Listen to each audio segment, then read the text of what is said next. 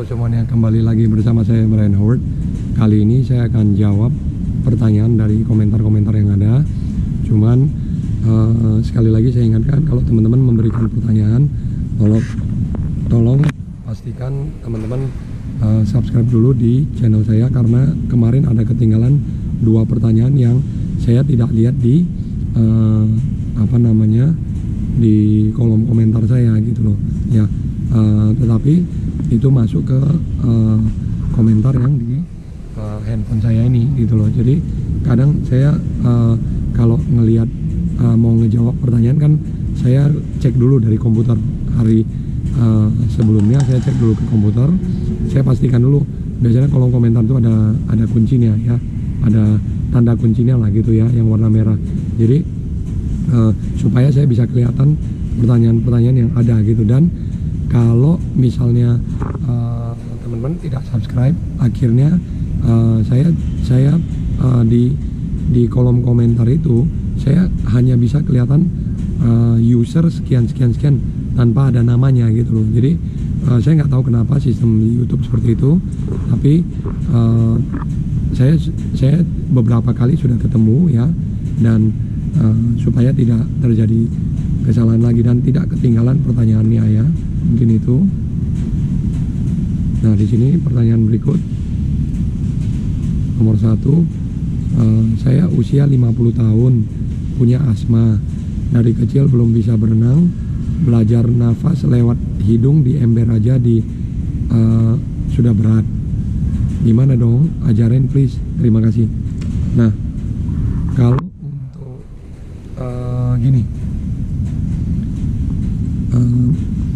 gini, kalau 50 tahun ya, sebenarnya saya ada juga dulu pernah ngelatih senior ya, yang umur 60 pun ada ya.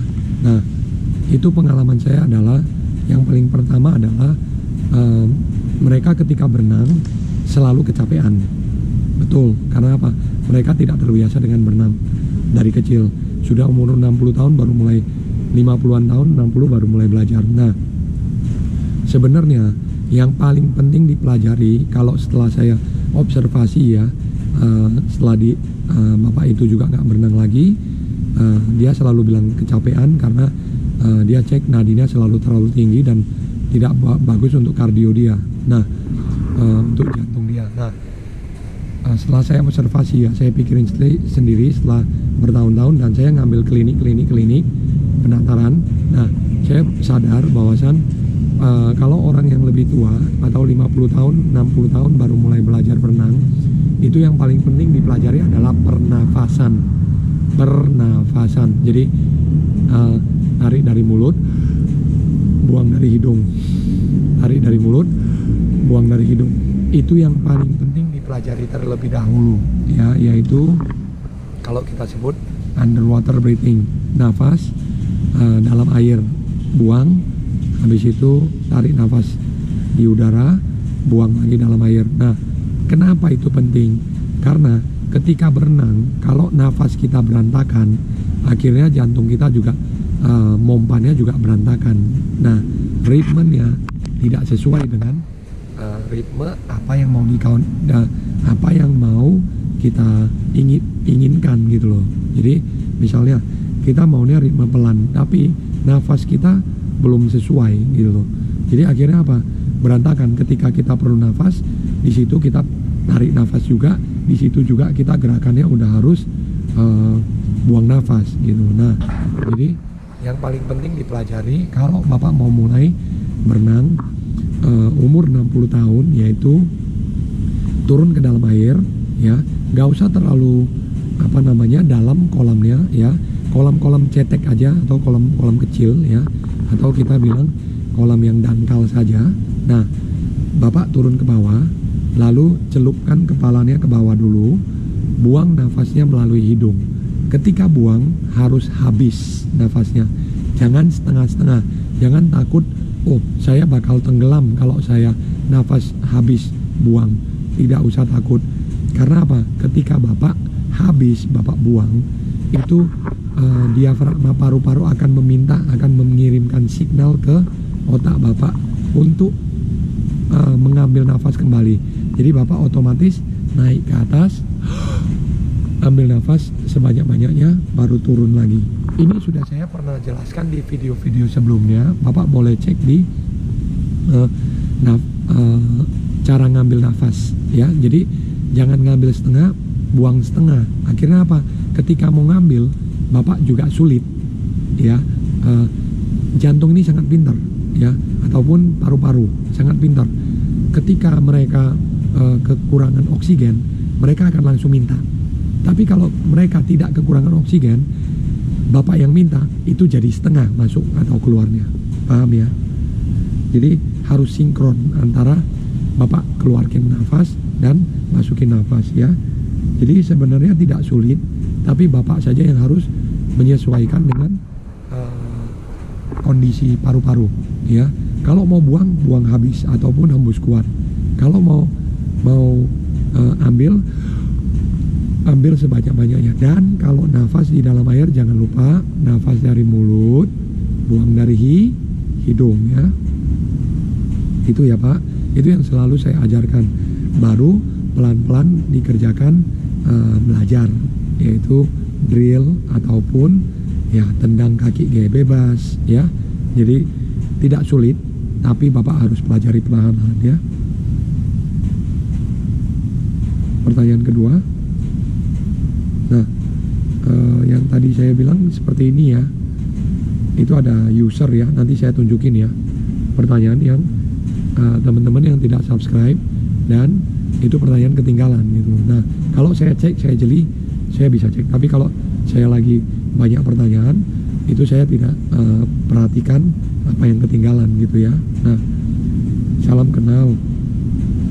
Bagi tips melatih renang untuk anak berkebutuhan khusus dong, untuk hambatan pendengaran usia 14 sampai 17 tahun. Nah, gini, kalau ini kan berarti hambatan pendengaran usia 14 sampai 17 berarti kan termasuk tunarungu ya. Nah, tunarungu ini kalau kita komunikasi ke anak ini, kita satu harus pakai bahasa isyarat ya. Jadi contoh ya.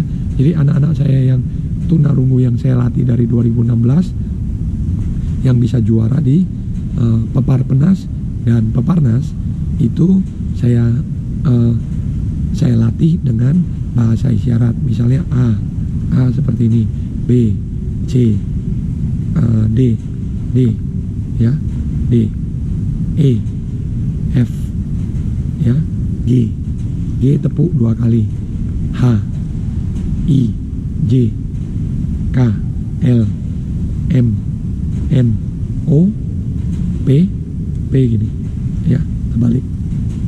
Q pakai bulat sama tanda 1, R putar, S biasanya seperti ini, S, T gini ya, U, V, W, X biasanya teman-teman silang aja jari ke jari ya. Y seperti ini, Y ya, Z seperti ini ya. Jadi teman-teman sebelum komunikasi ke anak-anak harus hafal dulu ya, gimana ABCD, dan kenal anak ini. Ketika anak ini sudah paham bahasa isyarat, nah mereka sudah lebih gampang. Ataupun teman-teman menjelaskan misalnya 8 kali 50, nah itu harus pakai tunjuk ya, tidak bisa teman-teman pakai ngomong. Bisa tapi tidak banyak. Misalnya kalau malas, saya tinggal gini aja, malas. Nah kalau kuat, biasanya saya ginikan, kuat, atau kan saya cepat gitu. Nah dia harus tahu bahasa isyarat kita, dan teman-teman juga harus tahu bahasa isyarat teman-teman. Jadi ngelatih tunarungu itu tidak ada yang pelatih ini benar, pelatih itu tidak benar, tidak. Semuanya hampir sama. Bedanya adalah anak ini harus kenal dengan teman-teman pelatih, paham ya? Jadi kalau kebutuhan khusus, kita pahami dulu anak ini perlunya apa, baru kita masukin program. Kalau program sama aja ya, aerobik, speed, race, pace ya. Jadi kalau anak ini sudah memahami program itu, teman-teman lebih gampang untuk menjalankan program. Paham ya? Oke. Pertanyaan ketiga ya. Di sini. Nah, ini salah satu yang saya bilang. Di sini kelihatan ya. Dia ada user ya. Tapi ketika waktu di komentar yang di video itu, nah user ya kelihatan ya di sini ya. Nah, itu di komentar di video komputer saya sendiri ketika saya ketik klik komentar, kolom komentar.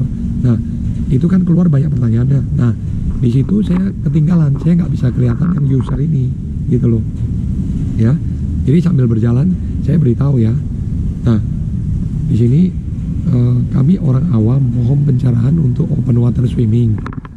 Open water swimming berarti kalau sekarang di Aquatic Indonesia itu kan baru kemarin tuh BK Pond ya. Nah, ada teman-teman yang baru lolos di ada banyak ya, hasilnya juga sudah keluar yang 3.000 meter, 5.000 meter, 10.000 meter, lalu ada putra putri. Dan saya lihat di sana ada teman-teman dari Pulau Jawa dan apa namanya ya, dan dari pulau lain yang hasilnya bagus-bagus ya. Selamat ya buat teman-teman yang baru selesai babak kualifikasi PON kemarin di sorry saya lupa di mana, cuman di Lombok ya kalau nggak sorry ya itu ya kalau nggak salah ya, kemarin baru selesai ya BK PON. Dan kalau untuk renang BK PON-nya di Indonesia Open terakhir nanti di Jakarta bulan Desember ya, itu setahu saya ya, kemarin sudah diumumkan, yaitu Indonesia Open Aquatic Championship ya. Itu ada swimming, ada diving, ada water polo, ada synchronized swimming, ada itu ya berempat, sama open water yang 5 yang kemarin ya. Oke, ini ya user ini ya. Nah, kami orang awam mohon pencerahan untuk open water. 1, bagaimana posisi kepala? Bagaimana posisi kepalanya? Apakah harus selalu tunduk ke bawah? Untuk open water, apakah harus fokus ke teknik dulu atau endurance dulu? Terima kasih. Nah, ini kan berarti bicaranya panjang ya untuk open water. Apakah kepalanya harus tunduk ke bawah ketika berenang ya? Kalau di open water setahu saya ya, karena teman-teman harus lihat kepatokan, misalnya nih kan ada buis-buis yang berwarna tuh, misalnya umumnya warna jingga ataupun warna terang ya, stabilo highlight ya. Nah, itu di apa namanya, di kon-kon itu biasanya kita harus perhatikan jangan sampai kita kelewat ke kanan atau kelewat ke kiri, padahal kita harus muter gitu loh. Nah, pastikan ketika technical meeting itu udah diberitahu.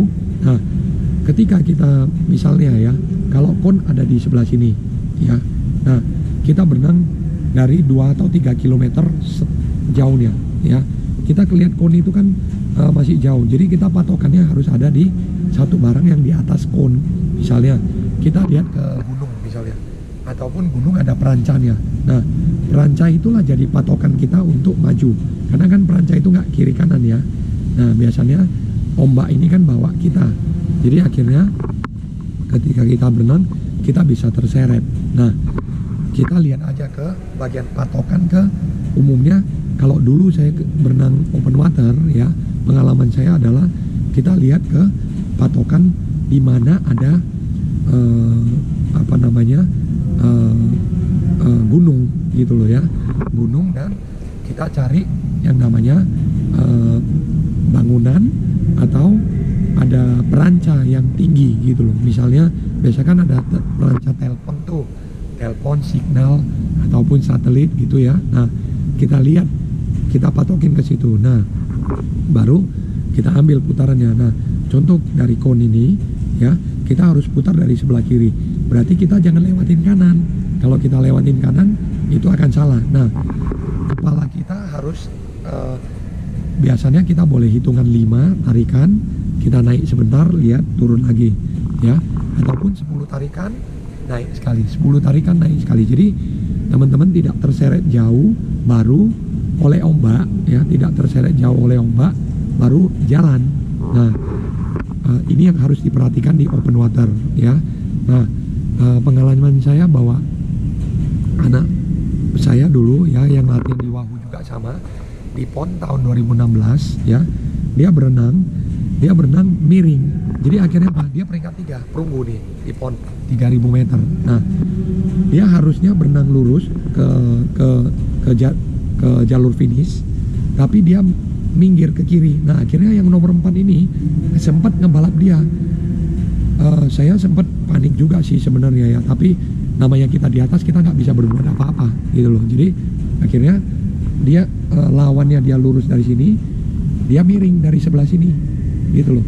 Jadi akhirnya kenapa? Rugi kan, waktunya juga rugi. Nah, tapi apa, untungnya anak saya ini jauh lebih kuat dari yang nomor 4 ini, jadi akhirnya masuk gitu loh. Nah, tapi itu udah pengalaman lama, ya. Saya udah nggak ikutin open water udah 8 tahun, ya, semenjak 2016. Betul nggak? Ya, kira-kira 7 tahun, ya. Nah, terakhir saya ikut di 2017. Anak saya peringkat 3 perunggu, ya, 3000 meter, ya, di PON, ya. Itu juara 1 kalau nggak salah si Raina,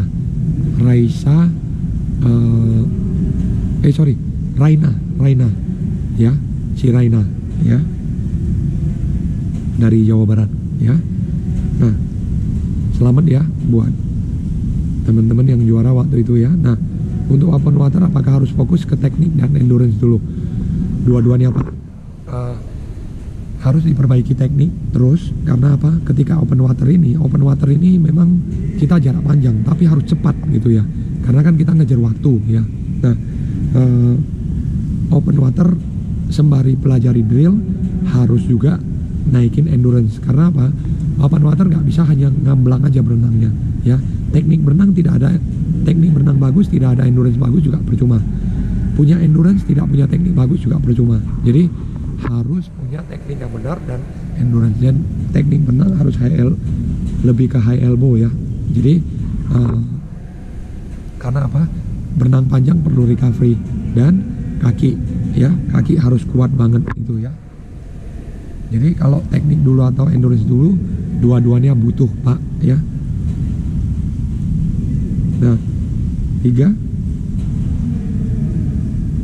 Nah, coach, bagaimana cara melihat dinding finish pada gaya punggung dan gaya bebas? Nah, ini saya harus tunjukin, ya.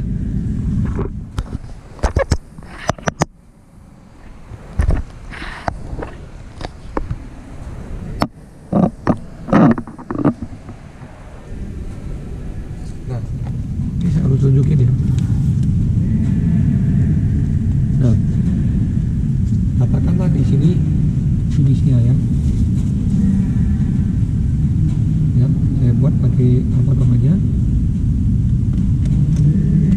buat pakai kursi, ya. Katakanlah kalau di gaya bebas itu, ya, jadi ketika tarik 1, 2, 3, tetap 1, dan usahakan tuh 2. Jadi kepala mesti tunduk ke bawah, jangan naik dulu seperti ini baru sentuh, ya. Katakanlah ini dindingnya, sorry, ya, teman-teman, saya nggak punya alatnya, ya. Katakanlah ini dinding, 1, 2, tep, ini finishnya, ya. Tapi kalau di gaya punggung, ya, ini kan teman-teman tanya di gaya punggung, ya. Nah, kalau melihat dinding bebas itu nggak usah lihat dinding, bebas langsung tep, langsung sekali. Nah, udah bisa melihat matanya aja di majuin ke depan gini, ya. Jadi tep sekali aja ngelihat dinding gini, ya. Nah, kalau punggung, ya, ini yang harus diperhatikan. Punggung harus hitung stroke. 1, 2, 3, kepala tunduk ke bawah. Ini, kepala tunduk. Kalau mau lihat ke dinding, ya, tapi nggak perlu sih. Kalau kamu sudah tahu hitung stroke, nggak usah lihat ke dinding lagi. Seperti ini, ya, tunduk ke bawah, ya. Kalau kamu sudah tahu, tidak usah lagi lihat ke dinding, ya, tapi hitung stroke yang 1, 2, 3, turun. Oh, lihat, ya. Kalau mau lihat ke dinding ya, tapi nggak usah lihat ke dinding ya, karena kamu hitung stroke gitu loh, harus hitung ya. Oke, nah ini sekalian saya jelaskan ya, pembalikan. Nah, coach boleh sharing drill pembalikan nggak? Nah, drill pembalikan ini yang perlu diperhatikan.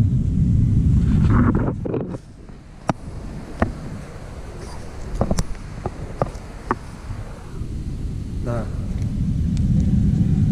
kan dinding ya, perhatikan ya. Kalau untuk pembalikan, tarik ya, habis itu dua tangan dibalikin ke belakang sambil putar kepalanya, terus tangan yang di belakang nih bantu untuk putar, dan jangan lupa kakinya naik ini ya, jadi putar badannya, kepala tunduk ke bawah ya, terus putar dan kakinya naik, boom ya. Nah, lalu drillnya apa ya, contoh ya, ngambil papan 2 biji ini ya, ngambil papan 2 biji, tangan taruh di samping, tendang kaki tendang, habis itu muter kepala, dan 2 papan ini tarik, bantu untuk putar ke depan, untuk flip ya. Jadi putar itu kan putarnya putar ke depan gini ya, jadi posisi gini diputar badannya, betul ya. Nah, jadi teman-teman pakai papan ya, 2 biji papan, taruh di samping paha ya, tendang kaki, kepalanya tunduk, habis itu muter. Jangan lupa kepalanya tundukin dan jungkil balikan ya, jungkir balikan, paham ya. Itu salah satu drill yang bisa ngebantu ya. Nah, pertanyaan terakhir,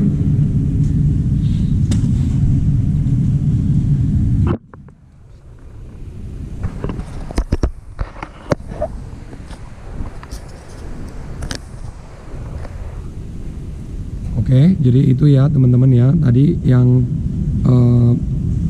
cara melihat dinding finish pada gaya punggung. Kalau gaya punggung itu hitung stroke, jangan lupa.